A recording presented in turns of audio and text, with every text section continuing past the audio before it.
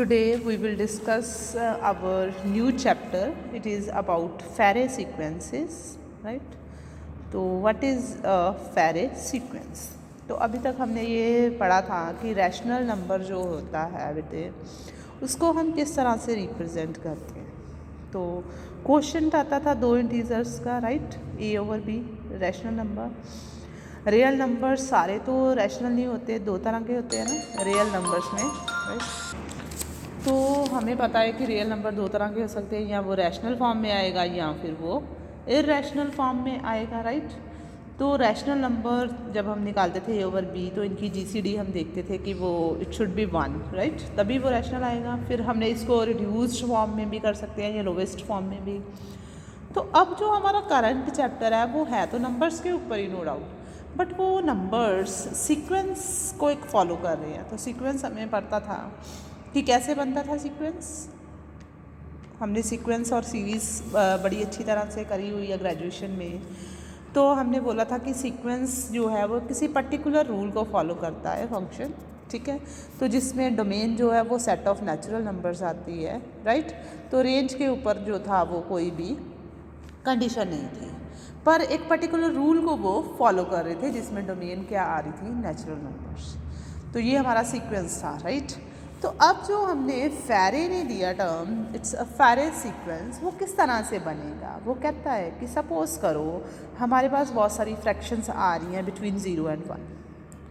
We got fractions, right, F is fractions आ रही हैं। तो इसी में से एक रूल फॉलो होगा।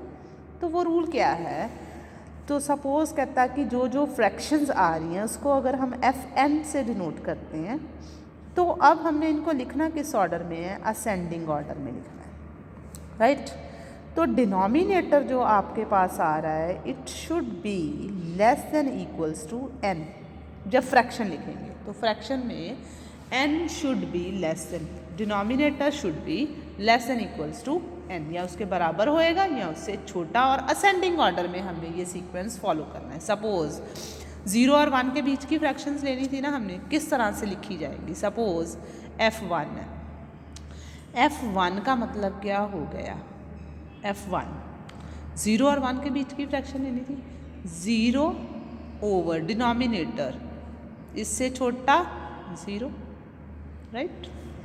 1 है दूसरा नंबर, 1 ओवर 1 नहीं आएगा denominator, 0 over 0 result 1 over 1। These are the two fraction, ascending order हो गया। अगर मेरे पास F2 है तो क्या वैल्यू आएगी, 0 ओवर 2 से छोटी वैल्यूज़ कौन कौन सी है, 0, 1 या 2 के बराबर। Denominator should be 0, 1, 2 less than equals to N, 0 over 0। Next क्या आ जाएगी फ्रैक्शन फिर, 1/2। नेक्स्ट क्या बन जाएगी फिर, 2/2। 2/2 means we can write it as 1, right. 0, 1, 2, 1/2, last वाला तो हमारा 1/1 आ जाएगा, ठीक। F3 कैसे बनेगी फ्रैक्शन, 0/1। नेक्स्ट क्या बननी चाहिए हमारी, 0 + 1, 1/3, क्योंकि असेंडिंग ऑर्डर में लिखनी है हमने। इन दोनों के बीच में फ्रैक्शन 0 + 1, 1, 0, ठीक है। नेक्स्ट 0/1, यहाँ पे मैंने 0/0 लिख दिया, सॉरी 0/1, 1/1, 0/1 आएगा ना, तभी हमारा रिजल्ट बनेगा। इन दोनों में 0 + 1 it will be 1, 1 + 2 it will be 3। Next fraction will be half as it is, अपनी जगह पे ही रहेगी। अब नेक्स्ट फ्रैक्शन इन दोनों के बीच में 1 + 1 2, 2 + 1 3। Next last again same 1/1। Suppose F4 हमने निकालनी है, तो अब हाफ तो फिक्स्ड हो गया हमारे पास, राइट। इससे इधर वाली फ्रैक्शंस और इधर वाली फ्रैक्शन अब सेटिंग करेंगे हम। First fraction will B same 0/1, इन दोनों के बीच में fraction 0 + 1, 1 + 3 4। Next 1 + 1 2, right. 3 + 2 5, denominator exceed कर गया है 4 को, तो वो फ्रैक्शन यहाँ पे काउंट नहीं होगी, तो सिर्फ 1/3 आएगी, इन दोनों के बीच में आ जानी थी 2/5। तो 5 is exceeding the number n, तो हमने क्या बोला था, denominator can't exceed n, right. अब 2 + 1 3, 3/5, again we can't read, right, तो 2/3 as it is. 2 + 1 3, 3 + 1 4, right. Next last will be as it is. तो this is ascending order of the fraction. तो how the fractions are actually created, हम क्या कर रहे हैं, इनके न्यूमिनेटर्स को ऐड कर रहे हैं, डिनोमिनेटर्स को ऐड कर रहे हैं। Denominator can't exceed the number n, जिस ऑर्डर की फ्रैक्शन मैं चाहती हूँ। सपोज एक और एग्जांपल कर लेते हैं आपकी क्लैरिटी के लिए। तो half is fixed here again, 0/1 is fixed, 1/1 is also fixed, 0 + 1 it will be 1, 4 + 1 5, yes acceptable। Next 1/4 तो रहेगा ही, 1 + 1 2, 2/7 not acceptable because it has exceeded the denominator 5, so it will be 1/3। 1 + 1 2, 2/5 acceptable, right, 1/2 as it is। Then next 2 + 1 3, 3/5, yes acceptable। 2 + 3 5/7 not acceptable, 3/4। 3 + 1 4, 4/4, 3 + 1 4, 4 + 1 5, next 1/1। I hope you all have got the concept of how we are finding out fractions between the interval 0 and 1। तो half जब हो गया, उससे left वाली term पे किस तरह से फ्रैक्शंस इंसर्ट होनी है, और आफ्टर दिस मिडल टर्म कैसे फ्रैक्शंस इंसर्ट होनी है। डिनोमिनेटर कांट एक्सीड दिस फेरे नंबर, ठीक है, जिस फेरे की बात हम कर रहे हैं वो जो है वो एक्सीड नहीं होना चाहिए उससे डिनोमिनेटर। तो रूल आपको पता चल गया कि अगर मेरे पास दो फ्रैक्शंस दी गई हैं a/b और c/d, तो इनके बीच में एक फ्रैक्शन जो है वो किस तरह से आएगी, it will be sum of the numerators and sum of the denominator, provided denominator can't exceed n, it can be equal to or less than number n, right।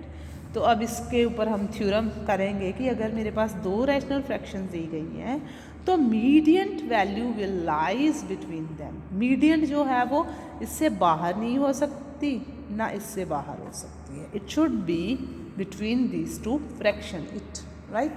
तो ये अभी हम प्रूफ करके देखते हैं।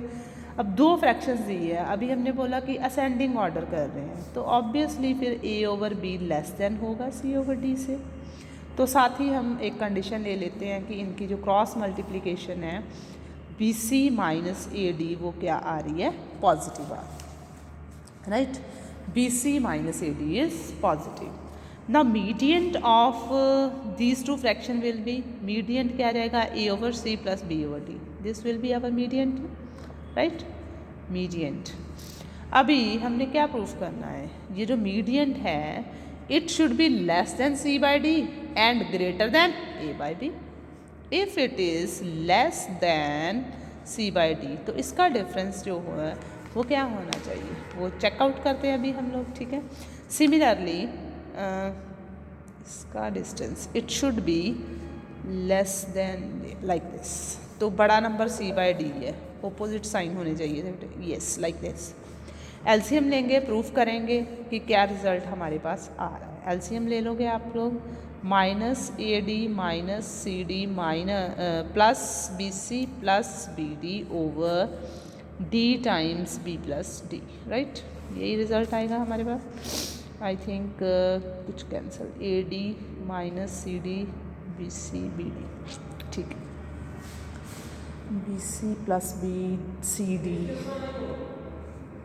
-AD - CD plus BC plus BD, ठीक है, number of terms. तो अब हमारे पास ये जो रिज़ल्ट आ गया है ये पॉजिटिव ही आएगा। क्यों? क्योंकि अभी हमने ये बताया कि BC - AD जो है, BC - AD is positive number. तो बाकी क्या टर्म बची? BD - CD, right. बाकी टर्म क्या बची? BD - CD over D times B plus D, it should B positive number. अगर ये पॉजिटिव नंबर आ जाता है तो हमारे पास रिजल्ट बन गया कि C/D is greater than the median term. Similarly मैं ये प्रूफ करूँगी अब कि A/B minus A plus C/B plus D is also positive, तभी ये रिज़ल्ट आएगा। इसका भी एलसीएम लें, AB plus AD minus AB minus AC, फिर से वही BC माइनस AD पॉजिटिव, ये रिज़ल्ट हमारे पास आ जाएगा B प्लस D। तो सेम रिज़ल्ट अब कंबाइन करेंगे तो median always lies between the given fractions. तो मीडियन जो है वो फ्रैक्शन से बाहर नहीं जा सकता। क्रॉलरीज भी इसकी दी गई है कि any number of fractions we can find out. कि सपोज करो कहता है कि A/B इज़ लेस देन 1, तो इसके बीच में फ्रैक्शन कैसे हम इंसर्ट कर सकते हैं? A/B less than A plus K/B plus K should be less then for any positive integer, for any positive integer के पॉजिटिव नंबर्स के लिए। If A/B is greater than 1 तब साइन चेंज हो जाएंगे, रिवर्स हो जाएंगे। वो भी रिजल्ट किसके लिए आएगा? पॉजिटिव इंटीजर के इक्वल्स टू 1 के लिए ही आएगा, दोनों रिजल्ट्स। तो हमें ये क्लियर हो गया कि मीडियन जो है वो हमेशा फ्रैक्शंस के बीच में ही लाई करेगा। नेक्स्ट थ्योरम हम करते हैं कि अगर मेरे पास दो फ्रैक्शंस दी गई हैं A/B and it is less than A'/B', be consecutive. Consecutive means इनके बीच में अब टर्म कैसे आएगी? कंसेक्यूटिव टर्म्स दी गई हैं FN की, देन जो इनके डिनोमिनेटर्स का सम होएगा it is greater then n। Consecutive का मतलब ये है कि इनके बीच में कुछ इंसर्ट नहीं हो रहा। इंसर्ट नहीं हो रहा कब इंसर्ट नहीं होता? जब इन दोनों का सम ग्रेटर देन n होगा, तभी वो कंसेक्यूटिव बनेंगे। अभी आप पीछे देखिए डेफिनेशन हमने करी, these are two consecutive fractions. क्यों? क्योंकि इनके बीच में मैं फ्रैक्शन इंसर्ट करूँ ना 1 + 1 2/5 हो ही नहीं सकती। क्यों? क्योंकि 5 ग्रेटर देन 3 आ गया है। तो इसका मतलब for any two consecutive fraction sum of these denominator is always greater than the given Farey number, Farey sequence. ठीक हो गई? अब I think you have got my point. तो कहता कि सपोज करो अगर मैंने इनके बीच में फ्रैक्शन इंसर्ट कर दी तो क्या कब कैसे होएगी? A + A' over B + B', it will lies between this two. ठीक है, तो इसका मतलब ये हो गया कि फ्रैक्शन इंसर्ट हो गई है। फ्रैक्शन इंसर्ट हो गई है तो it can't belongs to FN। क्यों? कंसेक्यूटिव ही नहीं रही है।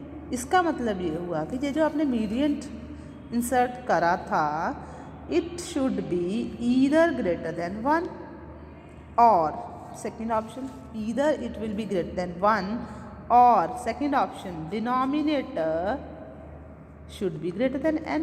एक ही ऑप्शन है, हो सकती है या पहले वाली या दूसरे वाली।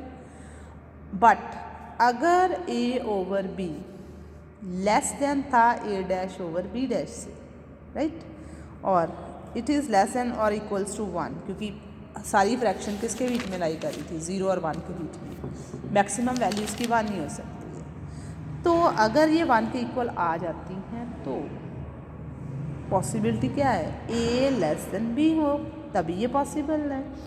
And A' less than equals to B' हो, तो उससे क्या होएगा? A + A' less than B + B', right. अब क्या हो गया? A + A' over B + B' किससे लेस आ गया? 1 से। पर अभी हमने क्या बोला था? It is greater than 1। Got it? अभी हमने ये बोला कि इट इज़ ग्रेटर देन 1, यहाँ से लेस देन 1 आ गया, तो ये ऑप्शन तो पॉसिबल नहीं है।